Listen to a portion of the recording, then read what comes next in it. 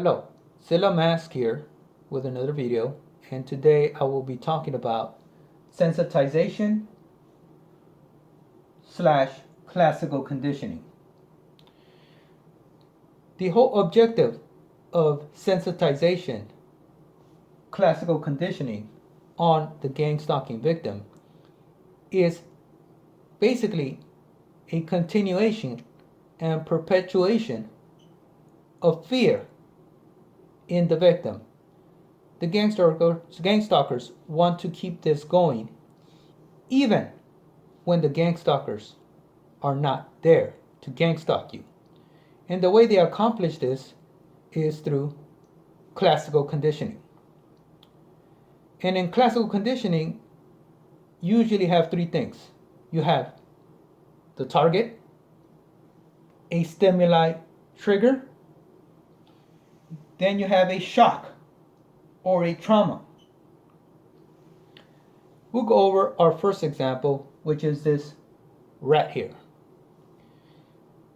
Let's say this rat is minding his business, and we're going to do an experiment on the rat. So, as this rat is minding his business, we introduce an electrical shock, and we shock the rat. But as we're shocking this rat, we're also introducing a sound, a tone.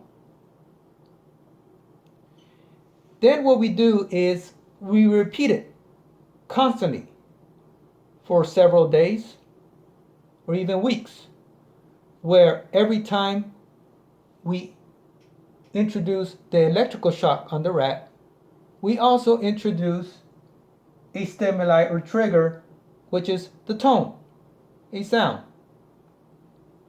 What begins to happen is that every time you shock this rat electrically, it freezes in fear. After several repetitions of this, the experimenter now eliminates the electrical shock. The experimenter now just introduces one thing, the tone. And every time you introduce a tone, though, the rat remembers the electrical shock and it freezes in fear, simply just hearing the tone. At this point, the rat responds in fear simply to just the tone. At this point, the tone is a trigger for fear inside the rat. Now, let's talk about the target, the targeted individual.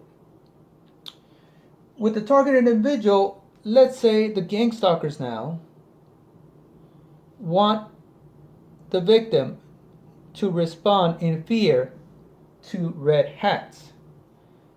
So what they do is they have people wearing red hats,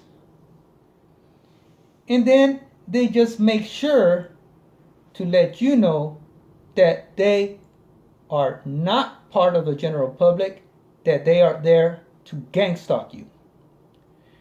Now, the stalking itself serves as a shock or a trauma.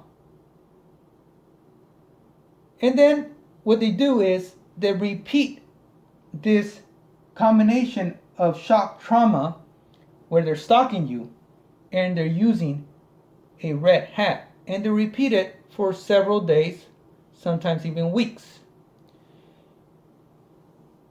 Then they stop. But once they stop, what happens to the gang stalking victim is, even now, if they see a red hat in the general public by chance, it will trigger a fear response in the victim without the gang stalker being present at all. or even worse, the gangstalking victim could be confused and actually believe that the innocent person with the red hat is a gangstalker, when in fact is just a person in the general public. And the gangstalkers, what they do is they introduce many stimuli or triggers into the victim.